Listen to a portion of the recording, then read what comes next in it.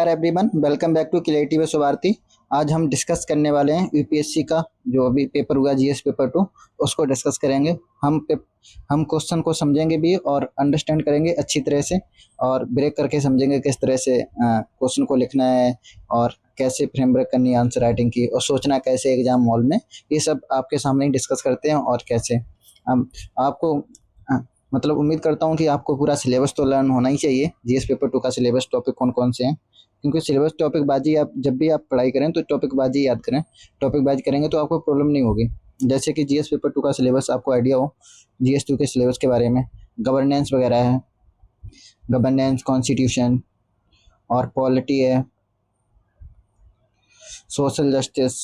अब इनके भी सब टॉपिक हैं, social justice and international relation, IR, ये सब हैं। इनमें भी हैं जैसे कि इसमें जैसे इंडियन कॉन्स्टिट्यूशन एंड पॉलिटी है, इंडियन कॉन्स्टिट्यूशन और पॉलिटी, इसमें भी सब टॉपिक हैं, जैसे constitution, historical, underpinnings, evolution, feature, amendment.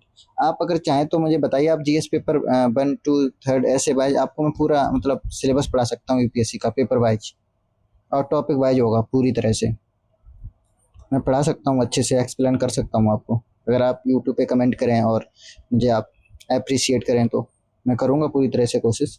ये सब आप करो।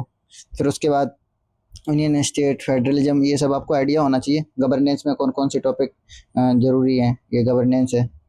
गवर्नेंस में कौन कौन से जैसे गवर्नमेंट पॉलिसी, इंटरवेंशन, ये होता है ट्रांसपेरेंसी, अकाउंटेबिलिटी। बल्कि ट्रांसपेरेंसी, अकाउंटेबिलिटी डायरेक्ट क्वेश्चन पूछ लिया इसमें है, आपको दिखेगा। और e governance, citizen charters, role of civil service, NGO, self help group, civil society, ये वगैरह गवर्नेंस के बारे में आइडिया होना चाहिए। सोशल जस्टिस में भी आइडिया होना चाहिए, ये 3rd नंबर का टॉपिक है। Welfare scheme for vulnerable section के लिए health, education, welfare scheme, vulnerable section, इससे भी क्वेश्चन पूछा है। यूपीएससी डायरेक्ट सिलेबस से क्वेश्चन हिट करता है, आप ये दिमाग में रखिए। सिलेबस वाइज ही पढ़िए हमेशा, टॉपिक वाइज। सोचना कैसे एग्जाम के हॉल में कोई भी जब टॉपिक लर्न करते हो, मैं आपको बताऊंगा क्वेश्चन के साथ साथ। पॉवर्टी, हंगर, इंटरनेशनल रिलेशन के बारे में आइडिया होना चाहिए कि इसमें कौन कौन से हैं। India and it's neighbourhood, bilateral, regional and global grouping. Global grouping के ऊपर क्वेश्चन भी आया है, आप जो अभी पूछा है यूपीएससी ने ब्रिक्स के ऊपर। इफेक्टिव पॉलिसीज एंड डेवलप, ये सब के बारे में डिस्कस करेंगे हम अच्छे से। और जीएस पेपर 2 को कवर करो आप अच्छी तरीके से। अब क्वेश्चन की बात करते हैं, यहीं से स्टार्ट करते हैं। चलिए फ्रेंड्स, स्टार्ट करते हैं। अब कैसे इसे समझना है, डिस्कस करना है, कैसे क्वेश्चन को ब्रेक करना है। सबसे पहले क्वेश्चन को पढ़ते हैं friends. Right to privacy relating to self identity. आप समझते रहिए, मेन कीवर्ड ये है। आप ये क्वेश्चन आपको लग रहा है इतना लेंथी है, इतना लेंथी है नहीं actual. Self identity the very dear to the every human being. अब किसके बारे में बताया जा रहा है, इसी के बारे में बताया जा रहा है, राइट टू प्राइवेसी के बारे में। And well protected under article 21 of the constitution. In this context examine करना है इफेक्ट ऑफ द अमेंडमेंट 2026 में क्या हुआ, और इसके बारे में transgender person protection of rights act 2019। अब सबसे पहले आप क्वेश्चन को ब्रेक कर लेना चाहिए। इसमें कॉन्स्टिट्यूशनल फाउंडेशन, मतलब आप इस तरह से ब्रेक करो उसे। कॉन्स्टिट्यूशनल फाउंडेशन क्या है, इसमें राइट टू प्राइवेसी। आपको पता हो, ये तो पता ही होना चाहिए कि राइट टू प्राइवेसी कौन से आर्टिकल से रिलेटेड है, which article related to right to privacy. तो आपको आइडिया होना चाहिए आर्टिकल 21, यहाँ से ये सब। इससे रिलेटेड जजमेंट जैसे प्राइवेसी, डिग्निटी, ऑटोनॉमी, इसी में आर्टिकल 14, 19, इनके तीनों का कॉम्बिनेशन साथ ही आता है, लगभग एक दूसरे से लिंक है। तो अब इससे राइट टू प्राइवेसी रिलेटेड आपको केस भी याद होने चाहिए। आपको एक फेमस केस पता ही होना चाहिए, जो मतलब नालसा वर्सेस कौन सा है, यूनियन ऑफ इंडिया, शायद 2014। ये आपको केस भी आइडिया होना चाहिए, जो बात करता है right to self identity gender की। व्हाट चेंज, अब इसमें जो अमेंडमेंट पूछा है 2026 में, व्हाट चेंज क्या हुआ, तो इसमें पता होना चाहिए कि भाई इसमें क्या हुआ। मतलब जैसे कि हमें आइडिया है थोड़ा बहुत कि removal of statutory recognition of self perceived gender identity, तो narrow definition of transgender person की, ये सब। तो फ्रेंड्स ये सब है। और फिर कॉन्स्टिट्यूशनल बैलेंस आंसर आपको लिखना है, कॉन्स्टिट्यूशनल बैलेंस आंसर लिखना है। आपको टॉपिक तो पता ही चल गया कि किस टॉपिक से रिलेटेड, इंडियन कॉन्स्टिट्यूशन से रिलेटेड डायरेक्टली पूछ लिया उसने आर्टिकल, ये सब। आप ये कोई मतलब ये एनसीईआरटी से तो नहीं लिख सकते हम, क्योंकि ये एनसीईआरटी से डायरेक्ट तो रिलेट नहीं करता, क्योंकि करंट का ही क्वेश्चन है। क्योंकि अभी अगस्त शायद 2026 में और जून में भी न्यूज में था वो मतलब कौन सा अभी आर्टिकल जो particular self identification dignity autonomy article 1914 1921 ये न्यूज में रहते हैं किसी ना किसी वजह से। तो आपको इसके बारे में तो आइडिया होना चाहिए। तो आपको अब इंट्रोडक्शन किस तरह से लिखना है क्वेश्चन को आपको समझ गए। मैंने क्वेश्चन आपको समझा दिया कि क्वेश्चन लिखना किस तरह से, एग्जाम करना है, इफेक्ट क्या है, positive rational and constitutional concern ये सब लिखना है। व्हाट चेंज किया हुआ 26 में ये भी आपको, राइट टू प्राइवेसी के बारे में ये सब आपको आइडिया होना चाहिए। तो अब इसको स्टार्ट कैसे करना है, एग्जाम में अगर आप बैठे हो तो सोचोगे कैसे, लिखना कैसे है। सबसे इम्पोर्टेंट काम होता है इंट्रोडक्शन। स्टार्ट हो गया फिर तो लिख ही जाता है। आप राइट टू प्राइवेसी को डिफाइन कर सकते हो, जैसे कि लाइक डेट फ्रेंड, हम जैसे कि हमें कुछ नहीं आता तो हम कैसे राइट टू प्राइवेसी को डिफाइन करेंगे, इतना पता आर्टिकल 21 में है तो लिख दो इंट्रोडक्शन में द राइट टू प्राइवेसी, यहीं से स्टार्ट कर दो। The right to privacy under article 21। और इसमें क्या क्या आता है, ये किसको इनकम्पासेस करता है,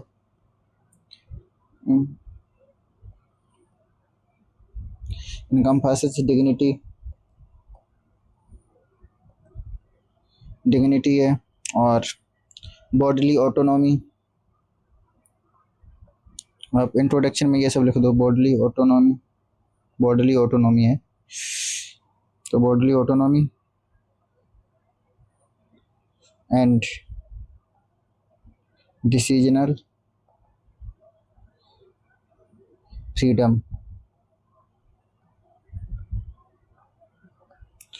इसमें आप केस भी मेंशन कर सकते हो, वैसे तो इतना ही इंट्रोडक्शन में चल जाएगा।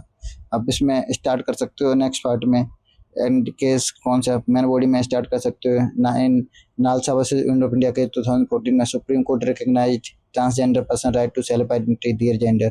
तो ये सब आप नालसा वर्सेस केस को मेंशन करोगे आप यहाँ पे। फिर फ्रेंड्स आपको लिखना है मतलब क्या क्या, जब ये सब लिखने के बाद आपने इंट्रोडक्शन लिख दिया, मेन बॉडी में आप स्टार्ट कर सकते हो केस से, नालसा वर्सेस इंडिया केस में सुप्रीम कोर्ट ने क्या बोला है ये सब लिख सकते हो। फिर transgender person protection act amendment act significant implications के लिखोगे, जैसे कि इसमें क्या क्या चेंजेस किए हैं, की चेंजेस के क्या हैं की चेंजेस इसमें, जैसे कि सब मतलब फर्स्ट पॉइंट उठा सकते हो कि मतलब dilution of self identification,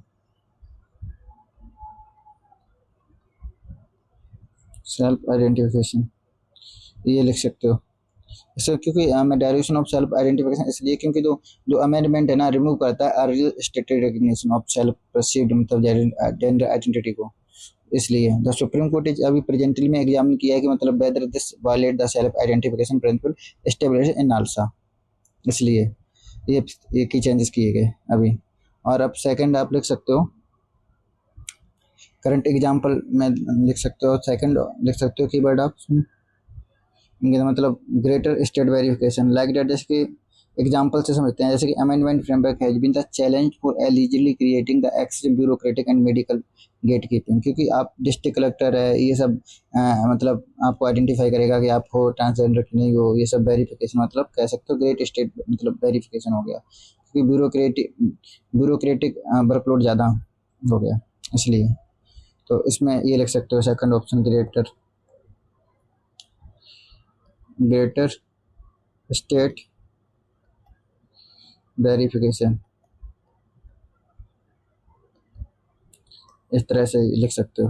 example में अभी लिख सकते हो amendment framework has been challenged, इस तरह से लिख सकते हो। थर्ड लिख सकते हो, थर्ड पॉइंट लिख सकते हो आप privacy and dignity concern, privacy and dignity concern, ये लिख सकते हो कि मैंडेटरी वेरिफिकेशन में रिक्वायर द डिस्क्लोजर हाईली, मतलब ये लिख सकते हो क्योंकि affecting information privacy bodily autonomy and dignity under article 21, जैसे करंट का एग्जांपल दे सकते हो आप, जैसे कि इसमें एग्जांपल में लिख सकते हो। आपने ये सब पढ़ाई इतना अगर आइडिया ना करंट में, आप करंट अफेयर्स पढ़ते हो तो इसी तरह से सोचो, उसमें 5-6 कीवर्ड आपको याद होने ही चाहिए हेडिंग खासकर। The petitioners before the Supreme Court have specifically questioned the amendment on the grounds of autonomy, integrity and privacy, इस तरह से आप लिख सकते हो। द फोर्थ पॉइंट आप लिख सकते हो कि इक्वालिटी कंसर्न है, क्योंकि कंसर्न इसलिए कि concern has been the raise regarding the non binary and gender fluid person. यहाँ पे लिख सकते हो इक्वालिटी कंसर्न, ऐसे भी लिख दोगे आपको तब भी मार्क्स मिल जाएंगे। ये मतलब आप सोच सकते हो एग्जाम में, अगर आर्टिकल का ये सब, अगर ये सब आ रहा है आर्टिकल 14 तो ये सब कीवर्ड माइंड में होने चाहिए। पॉसिबल एडमिनिस्ट्रेटिव मतलब रैशनल, वे फॉरवर्ड लिखना है। फिर उसमें वे फॉरवर्ड में आप लिख सकते हो कि स्टेट इंश्योर करेगी the proportionate regulation, minimum intrusive verification, confidentiality, stakeholder consultation, judicial consistent implementation. इस तरह से आप इस क्वेश्चन को लिख सकते हो। फिर लास्ट में कंक्लूजन, कंक्लूजन में आप लिख सकते हो कि thus legitimate welfare regulation must not become the identity determination by state। यहाँ से ये लिख सकते हो, या फिर फिर यहाँ पे आप ये भी लिख सकते हो उसमें overall the constitutional test should remain the equality, dignity, privacy, autonomy and proportionality, ensuring that governance protect vulnerable citizen without compromising the fundamental identity. इस तरह से आप कंक्लूजन में लिख सकते हो। कंक्लूजन में लिखे आप लिख सकते हो। अब मैं क्वेश्चन नंबर सेकंड की बात करते हैं। ये रहा क्वेश्चन नंबर सेकंड ये है कि women as a class neither belong to a minority group nor are they regarded as the forming a backward class. In the light of this statement discuss the evolution of women's reservation from local body to parliament. Friends इसकी बात की, इसमें से decode कैसे करना है सबसे important इसमें मैन, आप इस क्वेश्चन को आप अपनी लैंग्वेज में समझिए कि इसे डिकोड कैसे करना है। सबसे पहले आपको ये तो समझ आ गया होगा ये कैसे क्वेश्चन आ गया, constitution evolution of women's political representation से। तो ये आपके डायरेक्ट टॉपिक में ही है, हमारे यूपीएससी सिलेबस में ही है, इंडियन कॉन्स्टिट्यूशन उसी से रिलेटेड है। तो अब इस क्वेश्चन को डिकोड अपनी लैंग्वेज में करूँ, इसे समझने की कोशिश करो कि मतलब women as a class neither belong to the minority group और not they are regard as the forming a backward class. In the light of this statement discuss करना है एवोल्यूशन ऑफ, मतलब सिंपल सा पूछना चाहता है ये क्वेश्चन। इसमें सिंपल पूछ क्या रखा है, बस घुमा के लिख रखे हैं इन लोगों ने। ये पूछना चाहता है कि if reservation is not based on minority backward class status why was it constitutional justified for women. ये पूछना चाहता है, सिंपल सी लाइन पूछना चाहता है। मतलब अंडर रिप्रेजेंटेशन के बारे में, सब्सटेंटिव इक्वालिटी के बारे में, पॉलिटिकल एम्पावरमेंट के बारे में। अगर आपको इस क्वेश्चन के बारे में आपको थोड़ा भी आपने, वो है इंडियन कॉन्स्टिट्यूशन एट वर्क, वो एनसीईआरटी अगर आपने पढ़ी होगी ना, तो आपको उसमें 73rd और 74th अमेंडमेंट के बारे में बहुत इंपॉर्टेंट है। वहाँ के बारे अगर आपने पढ़ा होगा तो आपको आइडिया लग जाएगा कि लोकल बॉडीज में constitutionalization, experience of grass root representation, demand for parliament reservation, women's reservation bill अभी रिसेंटली आया था, 100 कॉन्स्टिट्यूशन अमेंडमेंट 2023 का। ये आपको करंट से लिंक, वहाँ से अगर मतलब वहाँ से आपको स्टैटिक पता है, करंट से लिंक कर लो तो आपको हो जाएगा। थोड़ी मतलब इस तरह से आपको सोच लेना चाहिए कि मतलब फॉर्मल इक्वालिटी क्या है, हिस्टोरिकल एक्शन वोमेन के साथ, affirmative action, grass root representation, political empowerment. आप इस तरह से सोचोगे मतलब what change, why was it needed, what impact did it create, इस तरह से आप सोचोगे तो मुझे लगता है कोई प्रॉब्लम नहीं होगी। और ये आया भी इसलिए भी है कि अभी रिसेंटली तो एक्सपेक्टेड क्वेश्चन था कि मतलब आना ही है इससे, इसके पीछे ये रीजन था कि मतलब अभी रिसेंटली एक बिल आया था ना, पार्लियामेंट में पास हुआ था, नारी शक्ति बंधन अधिनियम करके, कोई 2023 का है वैसे तो। ये है मतलब ये डिलिमिटेशन और अपकमिंग सेंसस से रिलेटेड था ongoing, पर इसलिए ये क्वेश्चन एक्सपेक्टेड था। पर आपने कॉन्स्टिट्यूशन एट वर्क एनसीईआरटी है, कॉन्स्टिट्यूशन एट वर्क एक एनसीईआरटी है, मतलब 11th क्लास में है शायद मे बी, उसका चैप्टर 3rd है इलेक्शन एंड रिप्रेजेंटेशन, वो पढ़ना आप। और फिर उसके बाद 73rd 74th अमेंडमेंट ये सब पढ़ना।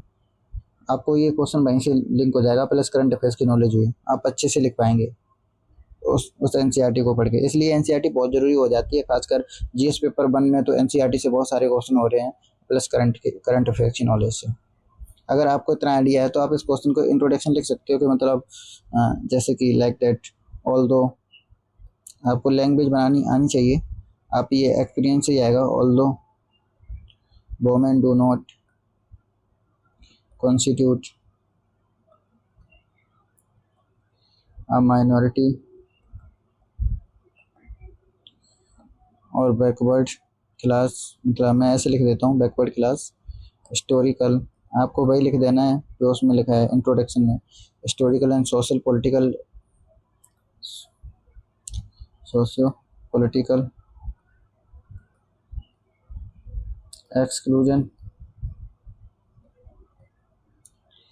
एंड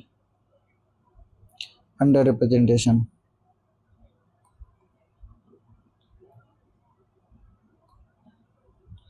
अंडर रिप्रेजेंटेशन इस to justify affirmative measure to achieve the substantive equality।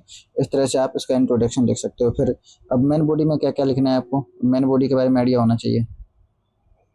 अब क्वेश्चन के मेन बॉडी में क्या क्या लिखना है, आपने इतना सब समझ लिया। अब पढ़ना है एवोल्यूशन ऑफ वुमेन रिजर्वेशन का, वुमेन रिजर्वेशन का एवोल्यूशन का, इसके बारे में आपको 3-4 पॉइंट लिख देने हैं। अगर आपको आइडिया है 3-4-5, आपका आंसर पूरा हो जाएगा लगभग। इसमें जैसे कि आपको एवोल्यूशन कहाँ से हुआ, आप नंबर 1 लिख सकते हो constitutional foundation, equality with affirmative action, article 14, 15, 16। जैसे कि इस पे एडिंग, आप एडिंग अच्छी डाला करो, ये इंपॉर्टेंट है। कॉन्स्टिट्यूशनल पॉइंट अच्छे होने चाहिए। कॉन्स्टिट्यूशनल फाउंडेशन ना, बहुत सारे लोग तो ऐसे ही लिख देते हैं डायरेक्ट, हाँ आर्टिकल 14 ये सब डायरेक्ट नहीं लिखना है। फाउंडेशन इससे बहुत अच्छा इम्पैक्ट मतलब कॉन्स्टिट्यूशन फाउंडेशन इसमें लिखना है। इक्वालिटी आप इतना भी लिख देते हो, ब्रैकेट में आर्टिकल लिख देते हो तब भी हो जाएगा। Equality with affirmative action,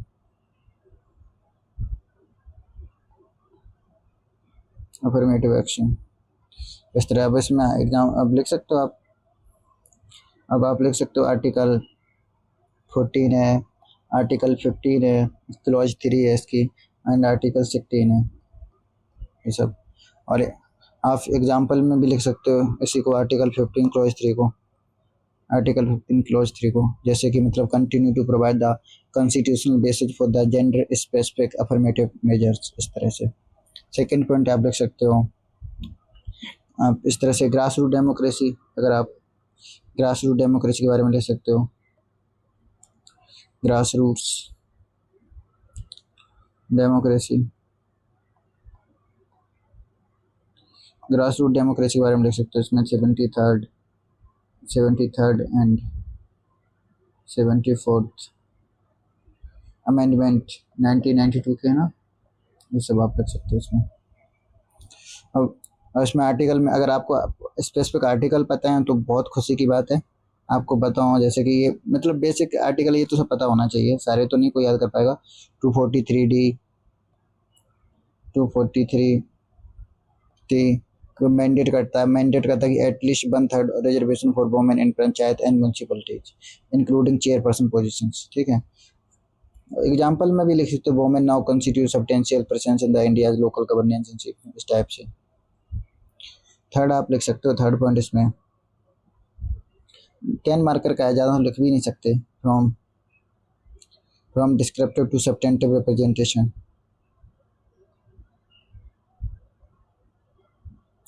descriptive to, आपको लैंग्वेज ये कीवर्ड इस तरह से आने चाहिए आपको, सब्सटेंटिव रिप्रेजेंटेशन इस तरह के आपको कीवर्ड माइंड में सेट होने चाहिए। ठीक है, इस तरह इसमें क्या लिख सकते हो कि local body reservation demonstrated that political participation can improve the women's visibility, leadership, influence over local development priorities. Example में लिख सकते हो NCERT recognise local body reservation as the foundation for subsequent demand for representation. इस तरह से fourth point लिख सकते हो। 4-5 पॉइंट तो होने चाहिए 10 मार्कर में। पार्लियामेंट्री रिजर्वेशन की बात कर सकते हो क्योंकि इसमें डायरेक्ट लिखा है पार्लियामेंट्री रिजर्वेशन किसमें, कौन से आर्टिकल है, ये आपको माइंड में होनी चाहिए आपके। पार्लियामेंट्री रिजर्वेशन अभी रिसेंटली आया 106th अमेंडमेंट है ना, कॉन्स्टिट्यूशन अमेंडमेंट 2023 का, जो नारी शक्ति द बंधन अधिनियम provides the 1/3 reservation for women in the Lok Sabha, ये सब लिखा है। और फिर फिफ्थ लिख सकते हो implementation challenges senses and delimitation, इस तरह से आप लिख सकते हो। फिर उसके बाद अब वे फॉरवर्ड लिखना है आपको। अब भी फॉरवर्ड में यही लिख देना है इसके कि ensure timely implementation transparent delimitation. आपको अगर कोई और अच्छा पता और अच्छा लिखिए। फिर उसके बाद कंक्लूड कर दो पूरे को। कंक्लूड कैसे करना है, Women's reservation represent a shift from the formal equality to the substantive political equality. इस तरह लगा के छोड़ दो या फिर इस तरह से लिख दो, from panchayat to the parliament India is progressively moving towards the more inclusive and representative democracy. यहाँ से लिख सकते हो दस इस प्रकार, फ्रॉम पंचायत टू, जो इसमें आर्टिकल में बोला है, आर्टिकल क्वेश्चन में, panchayat to parliament, panchayat to parliament, इसमें क्या लिखो, panchayat to parliament India, India is progressively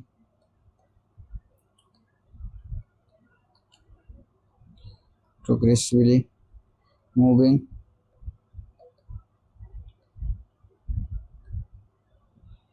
towards a more inclusive and representative democracy. आप लिखिए रिप्रेजेंटेटिव डेमोक्रेसी, इस तरह से आप इस क्वेश्चन को लिखेंगे। अब फ्रेंड क्वेश्चन नंबर 3 की बात करते हैं, मतलब सबसे इम्पोर्टेंट बात है, जैसे क्वेश्चन पहले रीड कर लेते हैं फिर उसके बाद समझते हैं। Friend, examine whether the constitutional office of Lok Sabha speaker has become vulnerable to the partisan politics under the current and anti defection regime. What constitutional changes are required to ensure neutrality of the Lok Sabha Speaker in managing polarized house?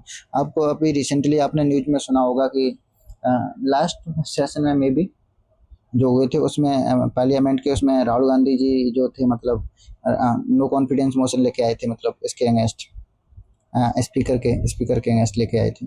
तो वहीं से ये news में बहुत ज़्यादा था, तो उस टाइम पे तो उसके बारे में आपने पढ़ा ही होगा, क्योंकि इतना ज़्यादा न्यूज में था, हर कोई बता ही रहा था। तो इसके बारे में, स्पीकर के बारे में आपको इतना आइडिया होना बहुत ज़रूरी है, नहीं है तो आपको पढ़ना चाहिए, क्योंकि इसमें इम्पोर्टेंट कीवर्ड तो ये एग्जामिन एग्जामिन का मतलब क्या होता है, डोंट मतलब सिंपली स्पीकर के बारे में नहीं एक्सप्लेन करना, आपको जानना चाहिए, मतलब यू मस्ट शो, मतलब ये मतलब जानना चाहिए आपको, why speaker can become vulnerable, how anti defection regime create this vulnerability, whether safeguard exist, what institutional reform can restore the neutrality. आप इस तरह से सोचना चाहिए इस क्वेश्चन को। वैसे इस क्वेश्चन इतना लंबा है, वैसे पूछा स्पीकर के बारे में ही है कि स्पीकर कैसे वनरेबल बनेगा, how anti-defection regime create the vulnerability, whether safeguard exist which and the what institution can reform neutrality।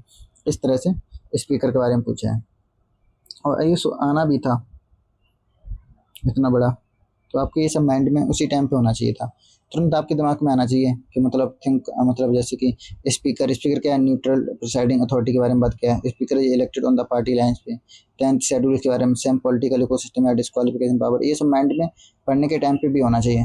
Core constitution provision क्या क्या स्पीकर से रिलेटेड है, आर्टिकल 93 है, जहाँ पे स्पीकर एंड डिप्टी स्पीकर का लोकसभा की बात करता है, आर्टिकल 94 है, ये सब माइंड में होना चाहिए। Vacation removal of speaker, article 100 जिसमें voting in house, 10th schedule, article शायद 122 में भी तो है ना कुछ, parliamentary proceeding protected from judicial scrutiny, ये सब, ये आर्टिकल 122 ये भी माइंड में होना चाहिए कि मतलब parliamentary proceeding protected from judicial scrutiny on procedural ground subject to constitutional limitation.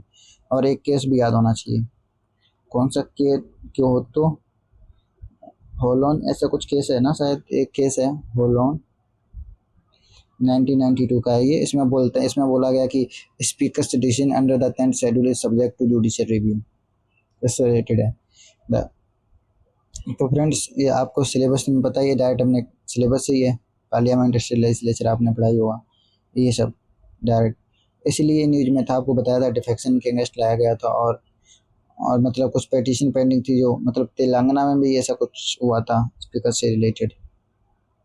तो ये सब आपके माइंड में ऑलरेडी होना चाहिए कि इसे हैंडल करना। अब आपको इतना आइडिया है तो आपको उसको लिखना कैसे है, सबसे इम्पोर्टेंट काम है स्टार्ट कैसे करना है। इतना स्पीकर का आर्टिकल 93 94 स्पीकर का क्या बात है, तो आपने इतना तो ऑलरेडी पढ़ा होगा, अगर आपने पढ़ा नहीं है तो प्रॉब्लम है, तो आपको समझने में दिक्कत हो रही होगी। पढ़ना इसी तरह से है, सोचना भी इसी तरह से है। आप इसका आंसर लिखता तो ऐसे लिखो, द लोकसभा, मैं थोड़ा शॉर्ट में लिखता हूँ, आप डिटेल में लिखिए, the Lok Sabha speaker is expected to function as an impartial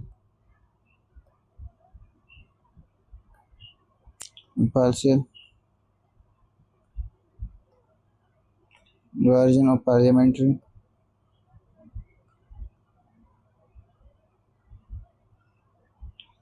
procedure। इस तरह से आपको लिखना है, ठीक है। ये आप इंट्रोडक्शन में इतना बहुत है। फिर आप लिख सकते हो मेन बॉडी में, however the 10th schedule makes the speaker initial educating authority in defection cases. इस तरह से आप लिखो।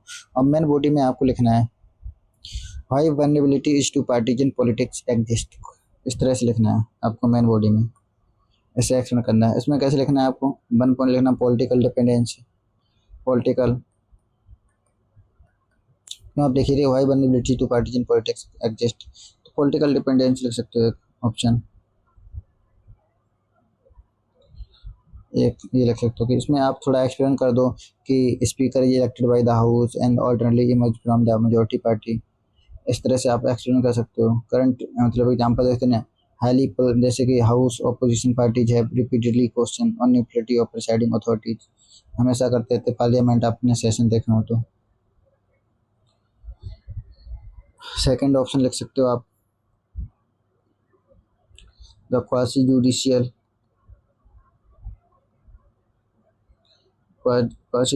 Power under 10th schedule. अगर आपने ये पढ़ रखा है तो आपको प्रॉब्लम नहीं होनी चाहिए।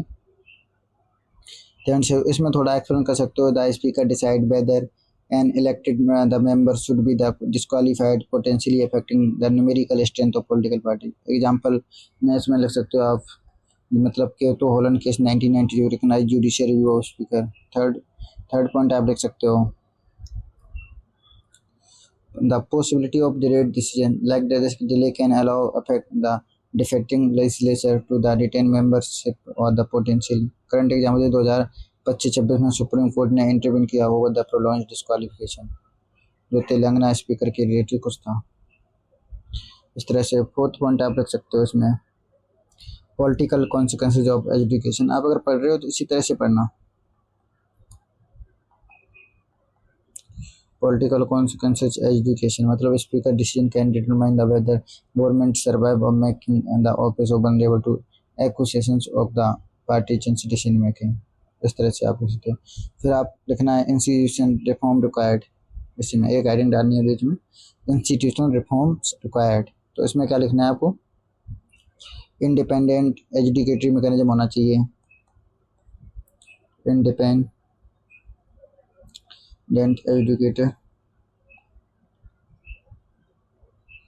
एजुकेटरी मैकेनिज्म। इसमें इसे थोड़ा तुम एक्सप्लेन भी कर सकते हो, जैसे कि transfer 10th schedule case to the independent tribunal body exam लिख सकते हो। सेकंड इसमें एक्सप्लेन कर सकते हो। एक और पॉइंट स्टेटरी टाइम लिमिट होनी चाहिए भाई, ऐसा नहीं है कि कभी भी कुछ भी करते रहो, कभी मत करो। टाइम लिमिट तो इम्पोर्टेंट है कि mandate disposal of disqualification petition, fixed period होना चाहिए। और थर्ड पॉइंट लिख सकते हो इसमें रिफॉर्म वाले में स्ट्रेंथन पार्लियामेंट्री कन्वेंशन। आपको इस तरह की हेडिंग करंट अफेयर्स से ही आएंगे, ये सारे कीवर्ड आपको करंट अफेयर्स में मिलेंगे पढ़ने के लिए। जितना आप अच्छा करंट, ये सब आप न्यूज़पेपर एडिटोरियल पढ़िए, एडिटोरियल तो उसमें सारे ये कीवर्ड होते हैं। बहुत सारे अभी मैं आपको आईआर के क्वेश्चंस दिखाऊंगा, वो सब न्यूज़ से आए हैं, अभी रिसेंटली आर्टिकल आए, इससे पहले भी आए। पार्लियामेंट्री कन्वेंशन ये लिख सकते हो।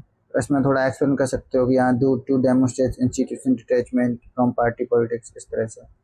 फोर्थ इसमें भी 4 पॉइंट जैसे कि द ग्रेटर ट्रांसपेरेंसी, इस तरह से। फिर कॉन्क्लूड करना देना है,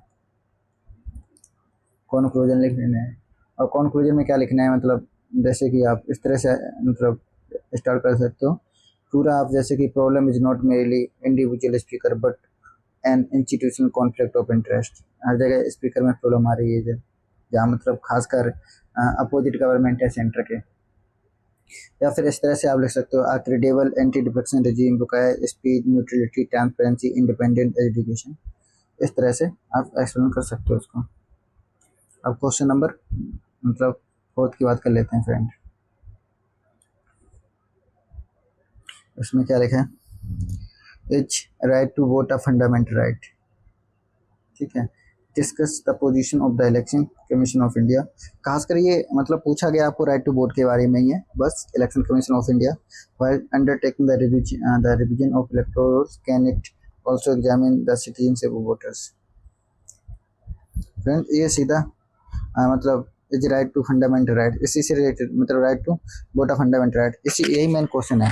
अब मतलब एग्जामिन करना है थोड़ा, मतलब एग्जामिन करना है ईसीआई का रोल इन इलेक्टोरल रिवीजन में क्या है, और आपको बताना है कि can ECI examine the citizenship, थोड़ा इसी के बारे में एक्सप्लेन करना है।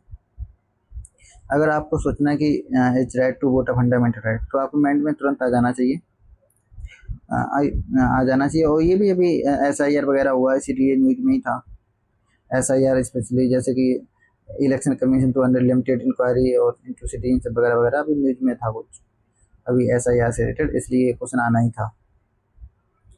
तो इसमें कैसे सोचना है आपको, जब राइट टू वोट किया है कॉन्स्टिट्यूशन के बारे में, कॉन्स्टिट्यूशन में कौन सा आर्टिकल है इसका, 326। 326 बात करता है यूनिवर्सल एडल्ट सफ्रेज की बात करता है, और आरपीए एक्ट आपके दिमाग में आना चाहिए। इस सब करने के बाद exam ECI role in electoral division, तो आर्टिकल 324 ईसीआई से रिलेटेड कि इसमें the preparation the control of the electoral rolls, inclusion of eligible citizen, deletion of ineligible names वगैरह इसी में है सब।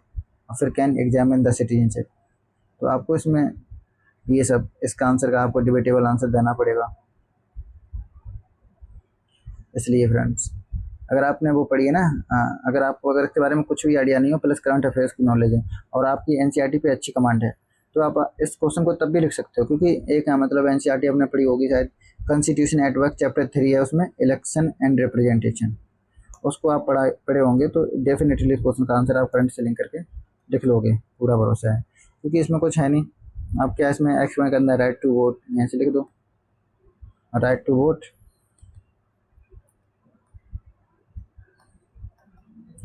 right to vote is not a fundamental right but a constitutional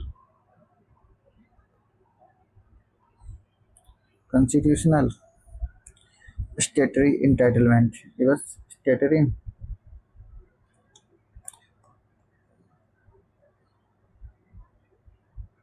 entitlement हो गया इंट्रोडक्शन। अब मेन बॉडी में आप लिख दो कि मतलब यहाँ से स्टार्ट कर दो, दूसरा पैराग्राफ में लिख दो article 326 provide for the universal adult suffrage, RPA act regulate electoral registration, इस तरह से। अब nature of right to vote, ये सब आपको हेडिंग नहीं डालनी है, वहाँ पे इतना टाइम नहीं, पॉइंट में ही लिखना है। नेचर ऑफ मेन बॉडी में nature of right to vote, जैसे कि इसमें लिखना constitutional not a fundamental, point 1 constitution not a fundamental.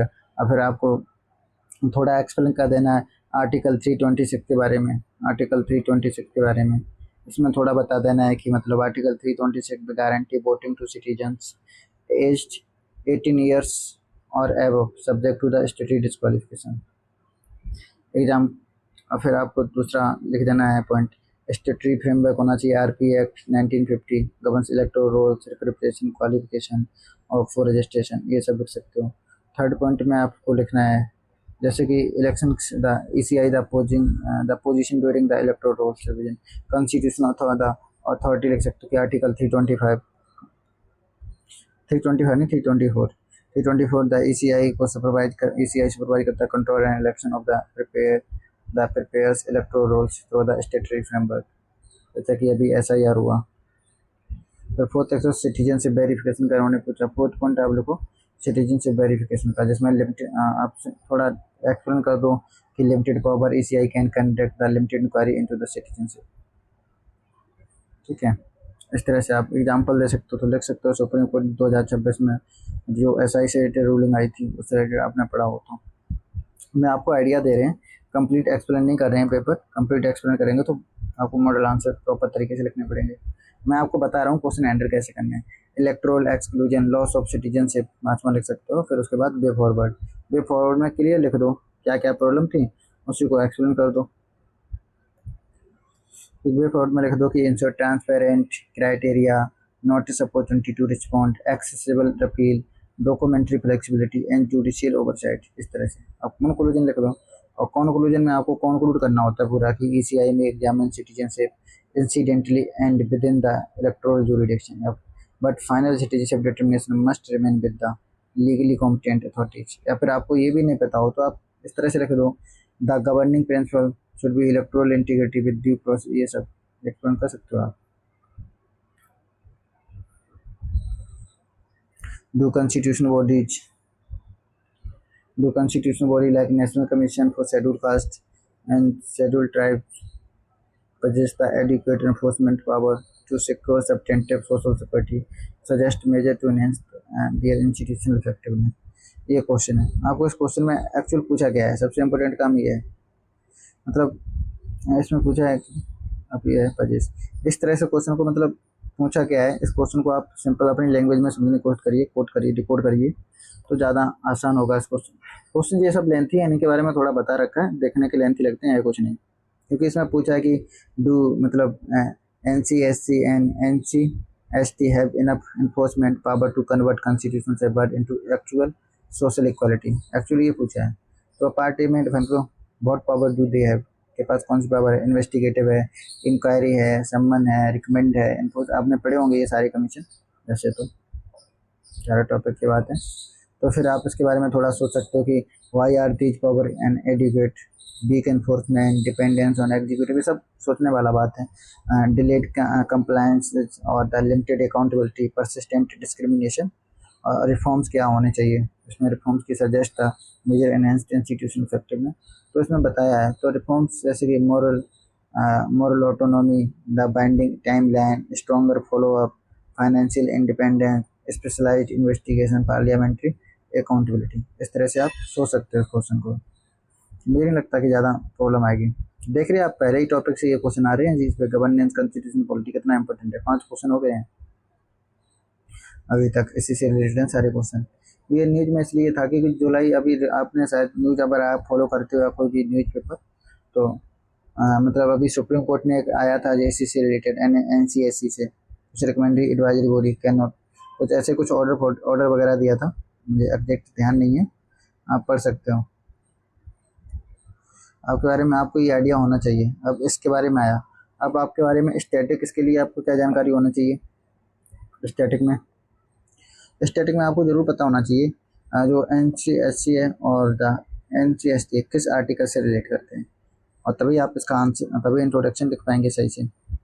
जैसे कि मैं लिखता तो, जैसे कि अब मैं पूरा तो नहीं लिखूँगा, NC/SC कौन सा आर्टिकल है, आर्टिकल 338, एंड NC/ST से रिलेटेड आर्टिकल 338 है, ये आर्टिकल इससे रिलेटेड। अब लिख दो are constitution institution design to transform the formal equality into the substantive social justice, हो गया का इंट्रोडक्शन। अब इसके बारे में अब क्या लिखना है, इनके बारे में बताओ, एग्जिस्टिंग पावर एंड लिमिटेशन क्या है इसकी, मैंने आपको बताया था अभी ऊपर ही, इन्वेस्टिगेटिव एंड इंक्वायरी पावर, ये सब जब भी कोई भी कमीशन पढ़ो ना इसी तरह से आपको सोचना है। उसका बाद क्या है, तो अब लिख सकते हो इन्वेस्टिगेटिव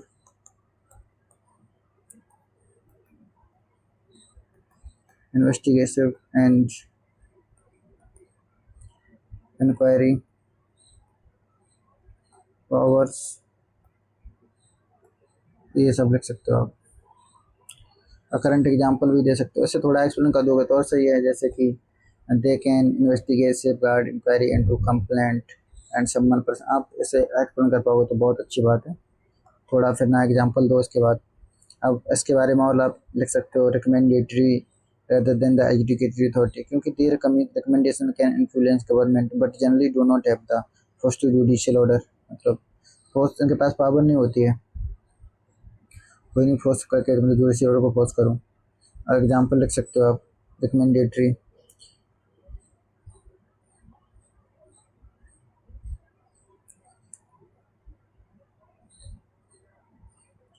एजुकेटरी, ये आप ऐसे कीवर्ड आप याद रखोगे तो आपको दिक्कत नहीं होगी। ये सब आप लिख सकते हो। थर्ड आप लिख सकते हो monitoring implementation. Fourth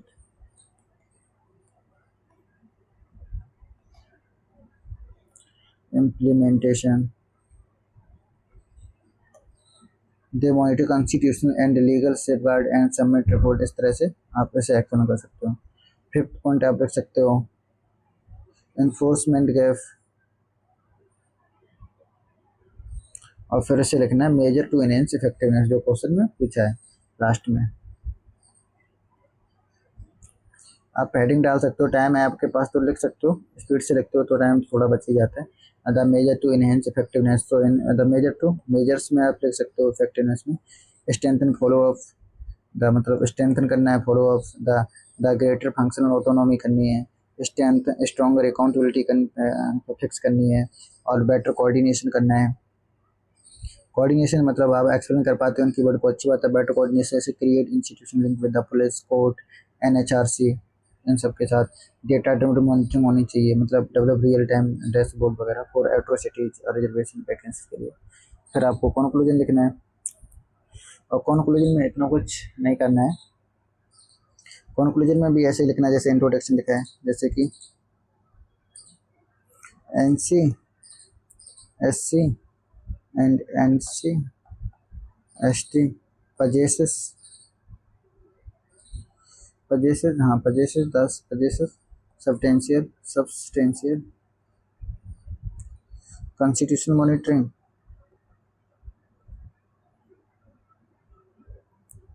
constitution monitoring, हाँ आप इसके बाद लिख दो एन इन्वेस्टिगेटिंग अथॉरिटी। आप इस तरह से लिख सकते हो तो अच्छी बात है, नहीं तो आप लिखो their transformation into more effective instrument substantive quality requires greater autonomy time bound compliances. आप मेरा न्यूज़पेपर देखिए, डिस्कशन में बहुत अच्छे से सब कुछ एक्सप्लेन करता हूँ मेरे यूट्यूब चैनल पे, इसलिए आप देखिए अच्छे अच्छे कीवर्ड भी मैं उसमें लिख के रखता हूँ, आपको कोई प्रॉब्लम नहीं होगी आंसर राइटिंग में। हमेशा कीवर्ड देता हूँ कि आंसर अच्छा, एक अच्छा आंसर कैसे लिखना है। अब थर्ड क्वेश्चन है Dutch India's tribal development policy reflect the aspirations for uh socially grounded and equity based governance, justify your answer. इस क्वेश्चन को इसको हाउ टू मतलब अप्रोच द क्वेश्चन, सबसे पहले अप्रोच कैसे करना है। बेसिकली इसका मतलब मेन इंपॉर्टेंट क्या है, socially grounded and equity based governance, main इसमें कीवर्ड है, ये है मेन लाइन। तो socially grounded and equity based governance, इसको एक्सप्लेन करना है। आप क्या समझते हैं what does the socially grounded mean, मतलब सोशली ग्राउंडेड मीन क्या है, आपके दिमाग में तुरंत आ जाना चाहिए सोशली ग्राउंडेड मीन। आपने अगर मेंस की अच्छी तैयारी की यार, या फिर सारे क्वेश्चन अच्छे से मेंस के देखें, तुरंत आना चाहिए कि मतलब जैसे कि ट्राइबल कल्चर आइडेंटिटी की बात हो रही है, कम्युनिटी पार्टिसिपेशन, ग्राम सभा, कस्टमरी इंस्टीट्यूशन की, लोकल नॉलेज की, सेल्फ गवर्नेंस के बारे में। और सेकंड पार्ट में इसमें पूछा गया कि what does equity west, equity west का मतलब तो आपको पता ही होगा, correct historical deprivation, land and forest rights, access to education, health and livelihood, protection from the displacement exploitation, और गिव बैलेंस जजमेंट लास्ट में। तो आपको ये सब लिखना है इसमें। तो ये और रिसेंटली न्यूज में भी क्यों था, जो भी आपने देखा हो, ये इसलिए भी पूछा गया था, रिसेंटली में कुछ था, शायद पीएम गए थे, national conclave on strengthening integrated tribal development हुआ था जून में 2026 में। इसीलिए आपको जैसे सोशली ग्राउंडेड गवर्नेंस की इसमें बात की, आपको स्कीम पता होना चाहिए ट्राइबल्स वाली, मे बी आपने प्रीलिम्स की तैयारी की होगी तो प्रीलिम्स में पढ़ा होगा, प्रीलिम्स के लिए पढ़ते हैं। जैसे कि आपने पढ़ा होगा पीएम जनमन स्कीम पढ़ी होगी, पीएम जनमन पढ़ी होगी जो पर्टिकुलरली वनरेबल ट्राइबल ग्रुप के लिए है। धरती आबा पढ़ी होगी, धरती आबा कर, हाँ धरती आबा, जनजातीय ग्राम उत्कर्ष, फॉरेस्ट राइट्स एक्ट, FRA 2026, पैसा एक्ट है, क्लब मॉडल रेसिडेंशियल स्कूल है, ये सब पढ़े होंगे। तो ये अगर इतना सब आपको आइडिया है तो आपको इस क्वेश्चन को लिखने में ज़्यादा प्रॉब्लम बिल्कुल नहीं आनी चाहिए। कैसे लिखना है इंट्रोडक्शन, आप इसका इंट्रोडक्शन लिख सकते हो, ऐसे लिख सकते हो इंडियाज ट्रैवल। आप जब भी आंसर राइटिंग करो इस तरह से सोच सोच के लिखो, क्वेश्चन को पहले समझो अच्छे से, कितना भी टाइम लगे स्टार्टिंग में लगने दो। पॉलिसी हैज, टाइम तो मैनेज हो जाता है, पर आप क्वेश्चन को सही तरीके से समझना ये इम्पोर्टेंट है। Progressively shifted from welfare oriented approach to the right based and participatory development, ये लिख लीजिए आप आगे। Welfare oriented approach to the rights based and participatory development. बस अब आपके बारे में अगर थोड़ा इसके बारे में आपको आइडिया है तो आप मेन बॉडी में क्या क्या लिखना है। How far Dutch policy reflect the aspiration, मतलब कहना मतलब ये कहाँ तक है। जैसे कि आप लिख सकते हो कॉन्स्टिट्यूशनल प्रोटेक्शन, इसके इनके पास कॉन्स्टिट्यूशन प्रोटेक्शन क्या है आपको पता होना चाहिए। 5th एंड 6th शेड्यूल के बारे में, आर्टिकल के बारे में पता होना चाहिए। आर्टिकल 15 क्लॉज 4 के बारे में भी पता होना चाहिए, और 46 के बारे में 244 ये आर्टिकल आपको पता होना चाहिए। Recognise the need for the social protection and affirmative development, ये आपको पता है तो पॉइंट 1 में ये सब मेंशन कर दूँ। सेकेंड पॉइंट में आप लिख सकते हो कम्युनिटी सेंटर्ड सेल्फ गवर्नेंस, जैसे कि पैसा एक्ट है, आपको हेडिंग डालनी है, यहाँ पे लिखना है कम्युनिटी सेंटर्ड सेल्फ गवर्नेंस, फिर उसमें उसे एक्ट में करना पैसा एक्ट 1996 एम्पावर करता है ग्राम सभा को शेड्यूल एरियाज में, रिकग्नाइज करता है participatory and culturally sensitive governance. इस तरह से आप इसे एक्सप्लेन करेंगे। थर्ड पॉइंट आप लिखेंगे rights over natural resource, rights over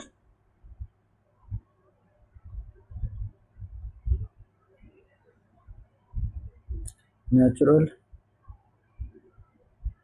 resource, ये आप डालना है। इसमें आप FRA के बारे में बताओ।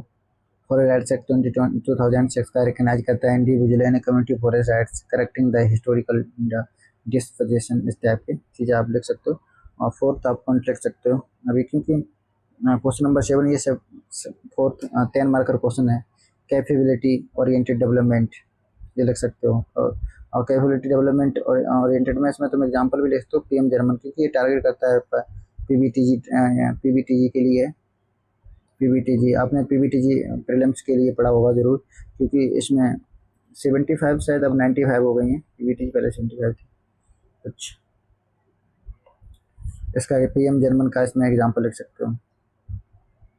और टेक्नोलॉजी एनेबल्ड इंक्लूजन लिख सकते हो, एग्जांपल में लिख सकते हो। अभी जो रिसेंटली हुआ था 2026 अभी जून में हुआ था, the national conclave on integrated tribal development, इस सबको। फिर इसमें पूछा gap persistent development inside tension के बारे में, पार्टिसिपेशन डेफिसिट है। फिर वे फॉरवर्ड लिख देना है आपको। वे फॉरवर्ड में सिंपल सा लिखना है आपको, स्ट्रेंथन करना है ग्राम सभा ऑटोनॉमी, जो जो प्रॉब्लम है। एंड पैसा एंड FRA को इम्प्लीमेंटेशन बेस्ट वे से करना है। कम्युनिटी लेड प्लानिंग होनी चाहिए, culturally appropriate education, outcome based monitoring and genuine consultation होनी चाहिए, इस तरह से। फिर आपको कंक्लूजन लिख देना है। कंक्लूजन में सिंपल सा लिख देना है India's policy framework increasingly reflect equity dignity and participation, but इसी तरह से आपको लिखना है। या फिर एक लाइन ये रखिए, एक न्यूज़पेपर में है कि मतलब एक न्यूज़पेपर में अभी रिसेंटली आया था इससे रिलेटेड PM जर्मन ट्रैप से रिलेटेड, उसमें एक लाइन लिखी थी, आप लिख सकते हो ये वाली, from development for tribals to development with tribals, ये लाइन अच्छी रहेगी इंट्रोडक्शन में कि from development for the tribal से लेकर डेवलपमेंट विद ट्राइबल के साथ, ये लाइन कि ट्राइबल के साथ डेवलपमेंट करो, मत फिर ट्राइबल के साथ ही डेवलपमेंट करो, कहना ये है। ट्राइबल के लिए नहीं, फिर पूरा डेवलपमेंट विद ट्राइबल्स के साथ, ये आप लाइन याद रखिए, लिख सकते हो आप ट्राइबल से रिलेटेड। अब क्वेश्चन है मल nutrition in India it's not merely a public health concern, it is also a challenge of social equity, human development, effective welfare and governance. ये गवर्नेंस का डायरेक्ट क्वेश्चन पूछ लिया इन्होंने आपको। इसमें सबसे पहले आपको सोचना चाहिए कि मतलब नॉट मेरली मतलब पब्लिक हेल्थ के बारे में पूछा है। पब्लिक हेल्थ, ये पब्लिक हेल्थ का मल न्यूट्रिशन आपको ऑलरेडी पता होगा। फिर पब्लिक हेल्थ, फिर सोशल इक्विटी के बारे में बात की इन्होंने, फिर सोशल इक्विटी के बारे में। तो पब्लिक हेल्थ जब भी आपके दिमाग में आए तुरंत आ जाना चाहिए stunting, wasting, underweight, anemia, the morbidity, comorbidity, mortality, intergenerational cycle, इस टाइप की चीज़ें आनी चाहिए, आपके माइंड में तुरंत आ जानी चाहिए। फिर सोशल इक्विटी जब भी दिमाग में आए तो थिंक अबाउट मतलब poverty, women and children, tribal remote communities, food insecurity, gender inequality, ये सब। वेलफेयर गवर्नेंस, वेलफेयर बारे में क्या लिख सकते हो आप? वेलफेयर गवर्नेंस जो इसमें पूछा है, वेलफेयर गवर्नेंस के बारे में लिख सकते हो आप, जैसे कि क्या लिख सकते हो, लाइक डेट अभी रिसेंटली में, हाँ आंगनबाड़ी के बारे में लिख सकते हो, आंगनबाड़ी है, पीएम पोषण है, ये सब पीएम पोषण है, ये सब आप एक्सप्लेन कर सकते हो। पीडीएस, हाँ पीडीएस को भी लिख सकते हो। द पोषण टू द पोषण ट्रैक का भी आया है, वो सब लिख सकते हो। अब अब अब आपको ये सब आपको पता ही होगा, गवर्नेंस का क्वेश्चन है, फूड इनसिक्योरिटी और ह्यूमन कैपिटल रिलेटेड से है। और क्योंकि अभी अप्रैल में 2026 में आया था मिशन पोषण 2.0, आपने पढ़ा होगा तो अच्छी बात है। अगर उसका डेटा याद है तो आप इसे उसमें लिखिए, कोट करिए, क्योंकि उसमें उस पर दिया था reduction of stunting, wasting, anaemia and underweight के बारे में बताया गया था। ये सब आपके माइंड में है तो लिखिए। वैसे तो उसका एनसीईआरटी से तो कोई कनेक्शन नहीं है, पर आपने अगर एनसीईआरटी 11th क्लास की इकोनॉमिक्स पढ़ी है ना, chapter 4 food security in India, तो आप उससे इंट्रोडक्शन तो जरूर कर पाएंगे। ये जैसे मल न्यूट्रिशन का है, फूड सिक्योरिटी का, ये सब एक्सप्लेन कर दोगे आपने अगर पढ़ा है। वैसे करंट ओरिएंटेड ही क्वेश्चन है ये, अगर आपने चैप्टर 3 पढ़ा है तो। एंटी इकोनॉमिक एंड डेवलपमेंट, इसमें चैप्टर 4 है फूड सिक्योरिटी इन इंडिया, अगर आपने वो पढ़ा है तो। एनसीईआरटी देख रहे हैं आप, एनसीईआरटी से कितनी हेल्प मिल रही है। जीएस पेपर बनना तो बहुत ज़्यादा। अब आपको एक मल न्यूट्रिशन क्या है, अगर आपने ये रिपोर्ट भी पढ़ी होगी पोषण 2.0 की, तब भी उसमें लिखा था मल न्यूट्रिशन। मल न्यूट्रिशन क्या है? मल न्यूट्रिशन इज नॉट सिंपली, आप अपनी तरह से लिखिए, जरूरी नहीं जैसा मैं लिख रहा हूँ वैसा ही लिखो। इनएडिक्वेट nutrient intake, it reflect poverty, unequal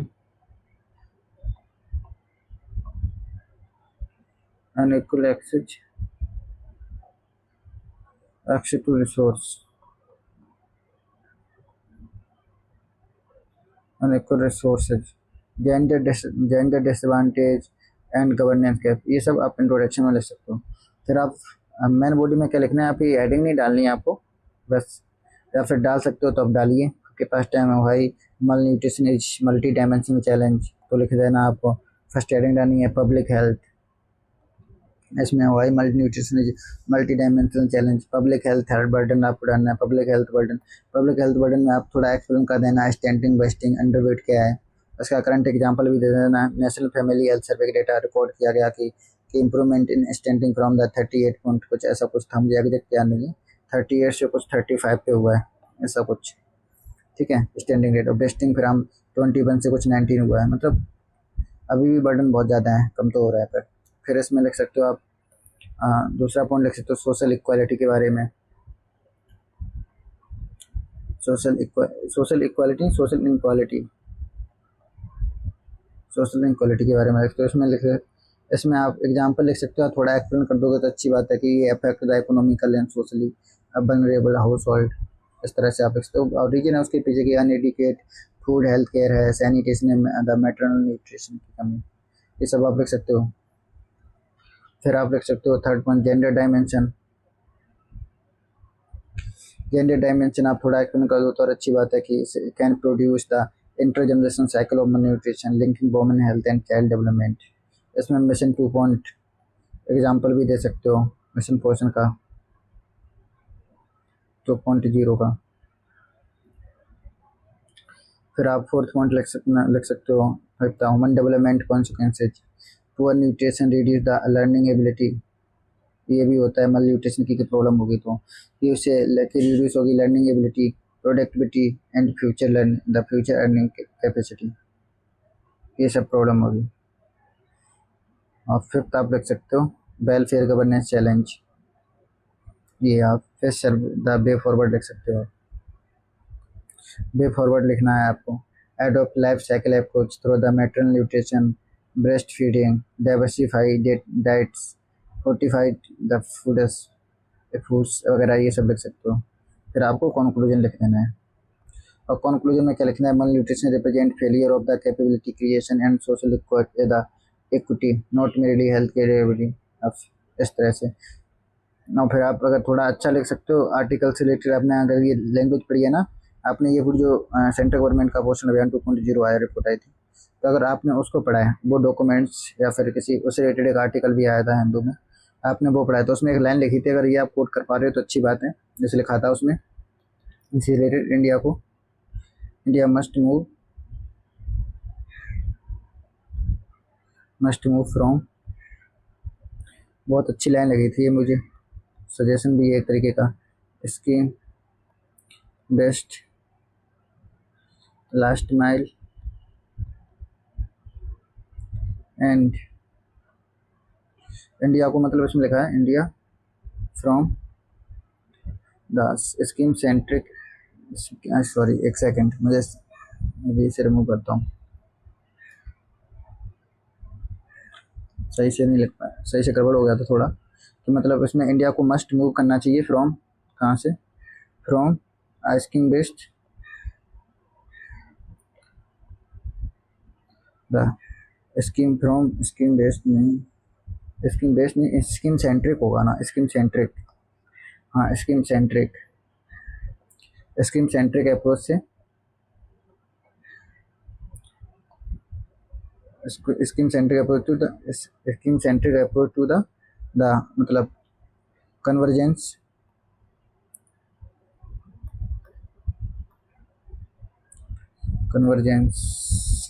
based last mile and outcome oriented nutrition.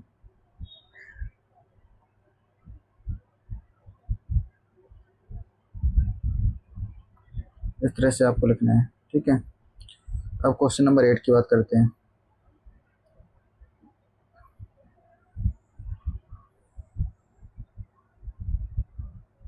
Question number 8 क्या फ्रेंड्स, इसमें लिखा है analyse the advantage and limitations of the journalist structure of the Indian civil service in the contemporary. अभी journalist versus specialist की debate हुई थी, इसी से रिलेटेड में भी ये क्वेश्चन पूछा गया है। उन्होंने पूछा जर्नलिस्ट स्ट्रक्चर के लिए, इस क्वेश्चन को डिकोड कर सकते हो ऐसे कि अपनी लैंग्वेज में समझ सकते हैं कि मतलब कि जर्नलिस्ट मॉडल क्या है, कि वाई इंडिया एडॉप्टेड इट, इसके एडवांटेज क्या है, कि कंटेम्प्रेरी लिमिटेशंस क्या है, रिफॉर्म्स विदाउट एबेंडनिंग जर्नलिज्म। और फिर दूसरा, what is journalist civil servant, एक what is a journalist civil servant, इसके बारे में आप फिर इसके एडवांटेज डायमेंशन ये सब लिखना पड़ेगा आपको।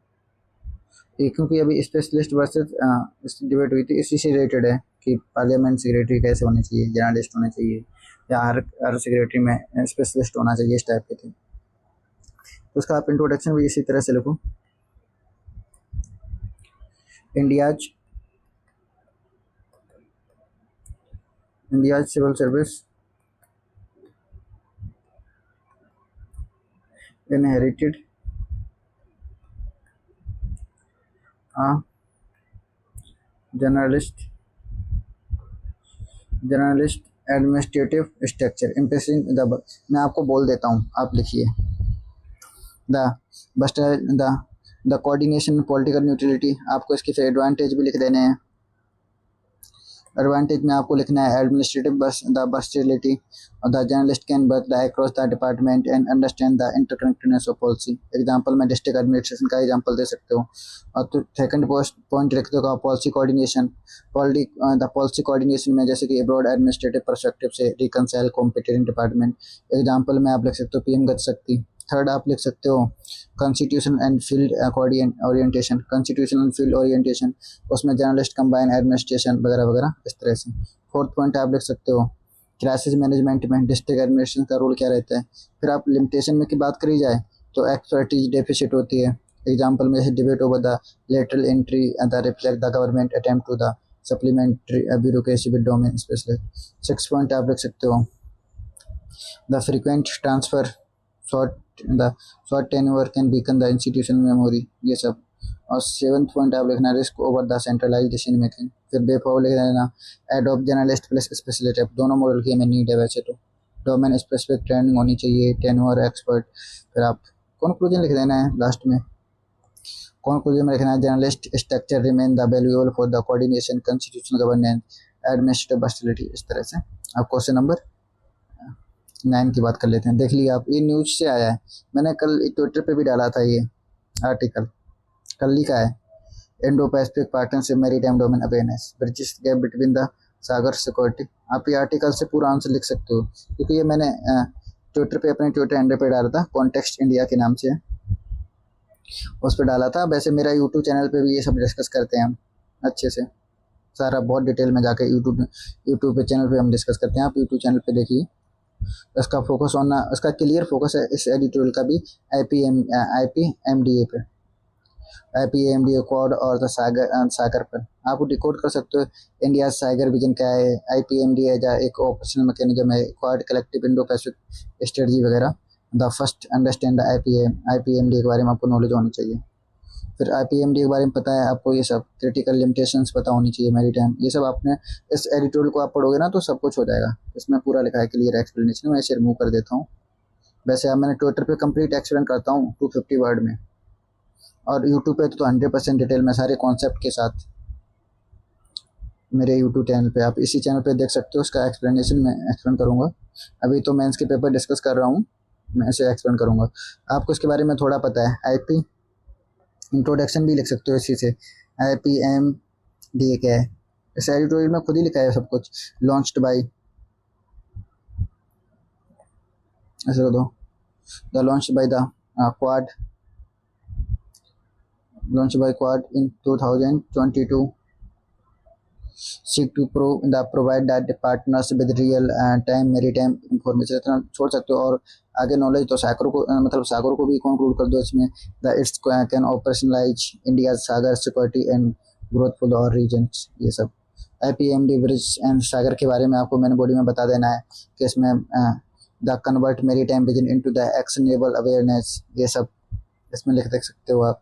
2nd पॉइंट आप लिख सकते हो advantage the advances Sagar maritime security pillar, ये सब। इसमें थोड़ा एक्सप्लेन कर दो कि it support surveillance against the IAU fishing and illicit maritime activities, ये सब लिख सकते हो। और 3rd पॉइंट आप लिख सकते हो स्ट्रेंथन रीजनल कैपेसिटी बिल्डिंग, ठीक है फ्रेंड्स। और 4th पॉइंट आप लोग support HADR and maritime safety, इसमें लिखा है आर्टिकल में, आप आर्टिकल पढ़ना डिटेल में। ये कल ही आया था और इससे पहले भी आया था, ये जून में। फिर उसके बाद थोड़ा क्रिटिकल पॉइंट लिखने हैं। टेक्नोलॉजी एंड सोवरेनिटी कंसर्न है, सिक्योरिटी डिलेमा है कि कंटेनमेंट ऑफ चाइना, तो इसमें लिख सकते हो अवेयरनेस इज नॉट इन्फोर्समेंट। फिर वे फॉरवर्ड, फिर कंक्लूजन। वे फॉरवर्ड में लिख सकते हो India should integrate IPMDA with IPCOR। आप मेरा चैनल फॉलो करिए, आपको IR के बारे में 100% जो भी आर्टिकल डिस्कस करता हूँ 100% आपको दोबारा उसका स्टैटिक या कुछ भी पढ़ने की जरूरत ही नहीं है। फिर इसका कंक्लूजन लिख दो, IPMDA या credible operational bridge between Sagar inclusive maritime vision and quad Indo Pacific strategy. इस तरह से आप एक्सप्लेन कर सकते हो उसको। ये आया था ब्रिक्स के ऊपर आर्टिकल आया था कि BRICS act as a powerful counterweight global governance actively amplifying, ये इसके ऊपर आर्टिकल कल ही आया था ब्रिक्स के ऊपर। जो BRICS is working for the future for the planet first, इसके ऊपर आर्टिकल आया था। आप इसे भी इसी तरह से आप डिकोड करो कि अल्टरनेटिव टू अदर ग्रुपिंग क्या है, थिंक जैसे ब्रिक्स का एक्सपेंशन क्या है, ग्लोबल साउथ रिप्रेजेंटेशन क्या है, इस तरह से ऐसे एक्सप्लेन करो। ब्रिक्स का एक्सपेंशन के बारे में बात करो,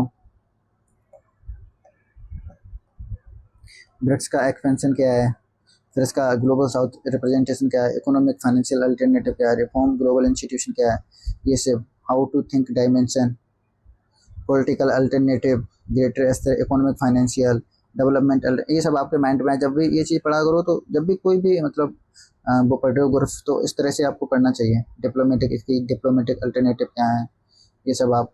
इंटरनेशनल IR का टॉपिक है डायरेक्ट। और ये न्यूज़ में भी था अभी, तो अभी क्योंकि इसलिए ब्रेक्स न्यूज़ में था कि क्योंकि अभी इंडिया ने इसका चेयरिंग हेड किया था शायद ब्रेक्स का 2026 में चेयर किया था इंडिया ही ने।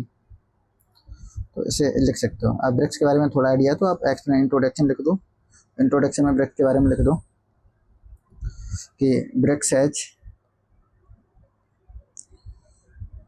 Evolve from an economic warfing of emerging economies into a broader platform advocating multipolarity, global south representation and reform of the global governance। अब इसमें मेन कीवर्ड लिखने हैं रिफॉर्मिंग ग्लोबल पॉलिटिकल गवर्नेंस, इसके main body में लिख देना है। फिर क्रिएटिंग अल्टरनेटिव फाइनेंशियल इंस्टीट्यूशन जैसे कि न्यू डेवलपमेंट बैंक बनाया है। फिर प्रमोटिंग साउथ साउथ कोऑपरेशन, ये सब आपको इंडिया एग्जाम्पल में लिखना है कि BRICS president place south the global south priorities, advance economic autonomy, ये सब आपको लिख देना है। इसमें आर्टिकल में भी लिखा है ये सब। और the building a multipolar order है। फिर इसकी कुछ लिमिटेशन रख दो कि इंटरनल डाइवर्जेंस है, चाइना इंडिया स्ट्रेटजी कॉम्पिटिशन है, रशिया बेस्ट टेंशन है, इस टाइप के इंस्टीट्यूशनल वीकनेस है, यूरोपियन यूनियन ब्रेक्स लाइक ये सब। Conclusion of BRICS is therefore emerging as a platform for voice reform and institutional diversification. इस तरह से आप ये कर सकते हो। अब आर्टिकल डिस्कस करते हैं। ये मैं तो यहीं से स्टार्ट करता था 15 मार्कर से ही, हमेशा पेपर मेंस लिखता था तब, क्योंकि मेरा रहता कि 10 वारे बाद में करूँगा, पहले first. The discuss the position of the governor in the federal polity of India, what is the nature of his power while giving the assent to a bill passed by the state legislature, is he bound by the aid and advice of his council of minister in an alleged function। ये है question. Position of governor, तो आपको सोचना क्या है, position of governor के बारे में पता होना चाहिए आपको। कॉन्स्टिट्यूशनल हेड ऑफ स्टेट होता है, link between union and state, ये आपको बेसिक आइडिया होना ही चाहिए। असेंट टू द बिल के बारे में पता होना चाहिए, assent with all assent, written bill of for the reconciliation, ये सब गवर्नर का काम होता है। ये आपको पढ़ा होगा, आपको इतना तो पता ही होगा। उससे रिलेटेड एक दो आर्टिकल में पता होना चाहिए कि 163 में ये create general rule of aid and advice की बात करता है। 200 पता होना चाहिए जो रिटन जो मतलब डिस्क्रिप्शन है इसके पास, एड एंड एडवाइस करे, मतलब इससे से रिलेटेड है कॉन्स्टिट्यूशन पोजीशन। और अब क्योंकि ये तो न्यूज में बहुत था, क्योंकि अभी तमिलनाडु में कुछ चल रहा था, गवर्नर से रिलेटेड बिल नहीं पास, साइन नहीं कर रहे थे, कुछ ऐसा ही था। न्यूज़ वगैरह में रहते ही हैं गवर्नर है, ये सब आपको में इनके बारे में 100% नॉलेज होनी चाहिए, बल्कि तो हर तरह के कीवर्ड। अब इंट्रोडक्शन तो इसका लिख ही दोगे आप, क्योंकि इतना आसान है। Governor is the constitutional head of state intended to maintain the constitutional governance while functioning within the federal parliamentary system. इस तरह से आप इंट्रोडक्शन लिख सकते हो। मैन लिखना मैन बॉडी में फेडरल पॉलिटी के लिखना constitutional head and federal link, ये लिख दो मैन बॉडी में, फर्स्ट पॉइंट। सेकंड पॉइंट आप लिख सकते हो constitutional and non parallel political authority, इस तरह से लिखते हो। फिर assent to the asset bill article 200 की बात करते हैं। फिर मल्टीपल कॉन्स्टिट्यूशनल चॉइसेस हैं, इसके बाद रिटर्न और मनी बिल और फौजी कंसिडरेशन रिजर्व और तो प्रेसिडेंट वगैरह वगैरह सब आपने पढ़ा होगा। इसको आप मुझे एक्सप्लेन करने की जरूरत नहीं है, वैसे तो आपको इसके बारे में description is constitution limited but real, इस तरह से आप वे फॉरवर्ड लिख सकते हो। Follow constitution convention, transparency reasoning, फिर गवर्नर का कंक्लूजन लास्ट में लिख देना है आपको। Governor must remain the constitution sentinel not political counterweight, इस तरह से आप लिख सकते हो। अब क्वेश्चन नंबर 12 आ गया। क्वेश्चन नंबर 12 की बात करते हैं। What is meant by judicial legislation in this context, discuss the verdicts of the apex court along the passive euthanasia. इसके ऊपर आज लिविंग, ये मुझे ये 100% पता था मुझे कि मेंस में ये क्वेश्चन आना ही है, क्योंकि अभी हर्षित राणा का आपने केस सुना होगा कि हर्षित राणा के ऊपर आया था। ये हर्षित राणा को भी पैसिव एक्टिव यूथेनेसिया के लिए अलाउ कर दिया था पैसिव सुप्रीम कोर्ट ने, क्योंकि इसकी हेल्थ की सिचुएशन को देखते हुए। क्योंकि हर्षित राणा वैसे अभी 11 मार्च शायद 2026 का, ये मार्च का, इतना तो पता है कि उसमें सुप्रीम कोर्ट ने परमिट किया कि withdraw the withholding of clinical assist nutrition hydration in case of the patient permanent vegetative state, ये था, तो सुप्रीम कोर्ट ने अलाउ कर दिया था इसलिए।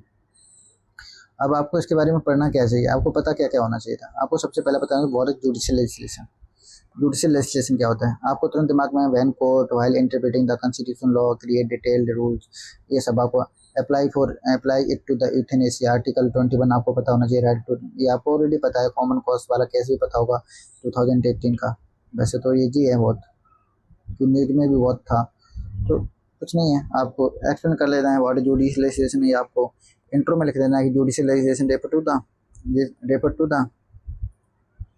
the situations where the court and while interpreting the constitution or statutory provision formulate detailed norms to fill the legislative vacuum। बस खत्म। इसके बाद आपको क्या लिखना है, फिर उसके बाद फिर मेन बॉडी में लिख देना है कॉन्स्टिट्यूशनल फाउंडेशन क्या है, article 21 guarantee to freedom of life वगैरह, डिग्निटी, ऑटोनॉमी। एग्जाम्पल में लिखना कॉमन कॉज वर्सेस इंडिया के 2018 का था, उसमें रिकॉग्नाइज किया गया था कि right to refuse, life sustaining treatment and advance medical device directives वगैरह वगैरह। सेकंड पॉइंट आप लोग द पैसिव यूथेनेसिया के बारे में लिख सकते हो, पैसिव यूथेनेसिया परमिटेड, आप उसमें हरियाणा का केस दे सकते हो 2026 का, the court permitted withdrawal of the CNH। फिर थर्ड पॉइंट आप लिख सकते हो उसमें living bill and advance medical directive, इस तरह से 26, इस तरह से आप सब एक्सप्लेन कर सकते हो। फोर्थ पॉइंट आप जुडिशियल लेजिस्लेशन में कॉन्स्टिट्यूशन, और फिर कंसर्न लिख दो, कंसर्न वगैरह लिख दो, कंसर्न में लिख दो सेपरेशन ऑफ पावर है, डिटेल प्रोसीजर वगैरह वगैरह। एग्जाम्पल में court, parliament, ethical and practical complexity. फिर कंक्लूजन में लिख दो आप 10 जुडिशरी लेजिस्लेशन यूथेनेसिया, इस तरह से आप कंक्लूजन लिख दो। अब क्वेश्चन नंबर बात करते हैं इसका, अब क्वेश्चन पढ़ते हैं। How far has the Indian federal framework been successful in accommodating regional and cultural diversity। आप क्वेश्चन ध्यान से पढ़ना। highlighted the role of asymmetric federalism and suggest measure to make the dispute resolution and mechanism more effective। कुछ इसमें question में सबसे पहले इसमें पूछा हाउ फार सक्सेसफुल, मतलब यू नीड बैलेंस असेसमेंट। ये यहाँ से दिमाग में आ जानी चाहिए तुरंत, ये आपको बैलेंस असेसमेंट की जरूरत है, क्योंकि मतलब आंसर को एक वन साइड आंसर बिल्कुल भी नहीं लिखना है, सक्सेस भी लिखना है। तो accommodation of linguistic, ethnic, tribal, ये सब लिमिटेशन भी बताइए, सेंटर स्टेट टेंशन की। रोल ऑफ असिमेट्रिक फेडरलिज्म की बात होती है। असिमेट्रिक फेडरलिज्म जब भी आया तो तुरंत माइंड में आ जाना चाहिए different reason state receive different constitution arrangement according to your distinctive historical वगैरह वगैरह। एग्जाम्पल में फेडरल की बात आपको, ये तो आर्टिकल पता ही होने चाहिए कि आर्टिकल मतलब वगैरह फेडरलिज्म की, असिमेट्रिक फेडरलिज्म की बात हो रही है इसमें। आपको जैसे कि आर्टिकल ये होते हैं ना, आर्टिकल 371 किससे रिलेटेड है, नागालैंड से। आर्टिकल 371G है, ये मिजोरम का है। फिर आर्टिकल 6 शेड्यूल वगैरह, ये सब आपको पता होना चाहिए। इसलिए आप ये NCERT से तो शायद नहीं कर पाओगे डायरेक्टली, फेडरलिज्म वगैरह क्या है ये सब तो है NCERT में। आप इसका इंट्रोडक्शन लिख सकते हो यहाँ से। Indian federalism is distinctive because it is a combine the national unity with differentiated autonomy। ये सब फेडरलिज्म, ये तो आप जी आप ये एक्सप्लेन कर सकते हो, डायरेक्ट सिलेबस से क्वेश्चन है, ऐसा कुछ नहीं है। लिंग्विस्टिक एकोमोडेशन की बात की गई है, आपने पढ़ा होगा। Second point asymmetric constitutional arrangement, article 371A 371G। Fifth schedule political integration, decentralisation, centre state tension, persistent interested dispute, ये अपन लिख सकते हो। Making dispute resolution effective, institutionalise dialogue होना चाहिए इंटर स्टेट काउंसिल में। स्ट्रेंथन जोनल काउंसिल को strengthen करना चाहिए। Current exam 26 zone, improve judicial, ये सब वगैरह वगैरह आप कर सकते हो सेंटर। अब क्वेश्चन नंबर 14 की बात करते हैं। क्वेश्चन नंबर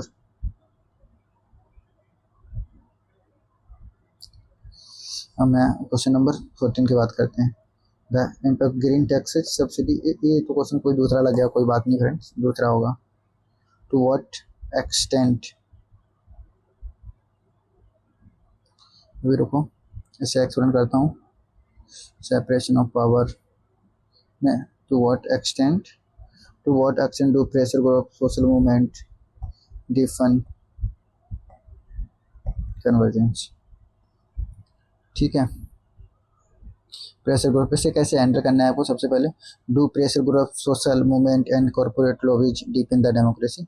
ये आपको कॉर्पोरेट लॉबीज, ये इतना सोच लेना पहले, डीपन प्लुरलिस्टिक इंडिया, ये आपके माइंड में। इसमें क्या आपको ये सब जब पढ़ने, रिप्रेजेंटेशन, डेमोक्रेसी, पार्टिसिपेशन, ये सब माइंड में। प्रेशर ग्रुप क्या होते हैं आपको पता ही होगा, organise, interest, influence, social movement का कलेक्टिव मोबिलाइजेशन वगैरह, कॉर्पोरेट लॉबीज, ऑर्गेनाइज्ड बिजनेस वगैरह वगैरह, आपको ये सब पता ही है। पॉजिटिव साइड नेगेटिव साइड इनकी भी पता। पॉजिटिव साइड में लिख सकते हो आप expertise, policy consultation, investment. Negative side में रेगुलेटरी कैप्चर, क्रोनी कैपिटलिज्म, ये सब वगैरह वगैरह। डायरेक्ट सिलेबस से ही है। कॉरपोरेट फंडिंग जो अभी रिसेंटली कुछ इलेक्ट्रोल बॉन्ड से रिलेटेड कुछ न्यूज़ में थी ना, उसी से रिलेटेड ये क्वेश्चन है, इसलिए न्यूज़ में आया। आपने ये सब न्यूज़ आप अच्छे से पढ़ा करो जो भी है, और बहुत डिटेल में जाके अपने सिलेबस से लिंक करके। अब इसमें लिख दो। इससे इंट्रोडक्शन सबसे इम्पोर्टेंट काम है क्या, कैसे करना है आप। अब इसे इंट्रोडक्शन कहाँ से स्टार्ट करना है, सबसे बड़ी बात ये है इस क्वेश्चन के लिए। आपको यहाँ पे इंट्रोडक्शन के लिए सबसे पहले समझना है, इसमें बात की to what group social movement low peach and pluralistic democracy in India, deepen pluralistic democracy. आप डेमोक्रेसी से एक्सप्लेन करो यहाँ से। Indian democracy extends beyond the periodic election through the pressure groups, social movement and organized interest। इस तरह से आप लिखो how they deepen pluralistic society। तो मतलब आप नंबर 1 है representation of exclusive interest. Number 2 आप लिख सकते हो participatory democracy, policy expertise, corrective to the majoritarianism और the threat from the corporate political regulatory capture, unequal political voice, institutional autonomy at risk, ensure transparent political funding, disclosure of lobbying activities. ये सब conclusion में लिख दो pressure groups and social movement can make democracy more participatory and inclusive, ऐसे लिख सकते हो आप। मैंने critically evaluate effectiveness of government, civil society and partnership addressing the challenge of the governance in India. What innovative challenge progression at inclusive? ये तो मतलब can constitution mandate right based approach। हाँ वो तो मैं बता चुका हूँ। ट्रांसपेरेंसी अकाउंटेबिलिटी के ऊपर क्वेश्चन पूछा था, कैन कॉन्स्टिट्यूशन मैंडेट, क्वेश्चन दूसरा लिख गया। In this context of integrated governance and minimalism, इसको भी आप सिंपल सा क्वेश्चन है कि मतलब इसमें कि मतलब राइट्स वेस्ट वेलफेयर पे नॉन इंटीग्रेटेड गवर्नेंस की बात की है, rights based realise non integrated governance की बात की है। तो आप सबसे पहले इनको डिवाइड कर लो, राइट्स बेस्ड वेलफेयर क्या है, नॉन इंटीग्रेटेड गवर्नेंस क्या है, मिनिमल पब्लिक इन्वेस्टमेंट क्या है। आप ब्रेक कर लो, what is rights based welfare क्या होता है, मूव फ्रॉम द मतलब चैरिटी, एंटाइटलमेंट, अकाउंटेबिलिटी। एग्जांपल जैसे राइट टू एजुकेशन है, राइट बेस्ड वेलफेयर है, राइट टू फूड है, मनरेगा है, अब तो बीजी राम रे क्या का बीबीजी राम हो गया कुछ ऐसा कुछ। भाई इंटीग्रेटेड गवर्नेंस नेसेसरी, ये सब आपके माइंड में होना चाहिए। तो सबसे पहले आप फ्रेंड्स इसका इंट्रोडक्शन स्टार्ट कर दो। Indian constitution with welfare oriented through the fundamental rights and directive principle right based welfare, इस तरह से आप कर सकते हो उसका introduction start. Why integrated governance, investment matter, इस तरह से अब मेन बॉडी में लिख सकते हो। राइट्स रिक्वायर एडमिनिस्ट्रेटिव कैपेसिटी, और फिर वेलफेयर प्रॉब्लम्स मल्टी डायमेंशनल, ये सेकंड, ये थर्ड पॉइंट लिख सकते हो, मतलब सेकंड पॉइंट लिख सकते हो। थर्ड पॉइंट में लिख सकते हो fragmented governance create the implementation gaps. Fourth point लिख सकते हो local participation improve targeting, why rights based welfare still remains constant the constant. आप फिजिकल लिमिटेशन है, कैपेसिटी एंड अकाउंटेबिलिटी है, वे फॉरवर्ड लिख दो। फिर कंक्लूजन लिख दो। कंक्लूजन में आप लिख दो right based welfare can not be effectively realise through the legal entitlement alone, it require the right resource institution nexus, इस तरह से। अब यह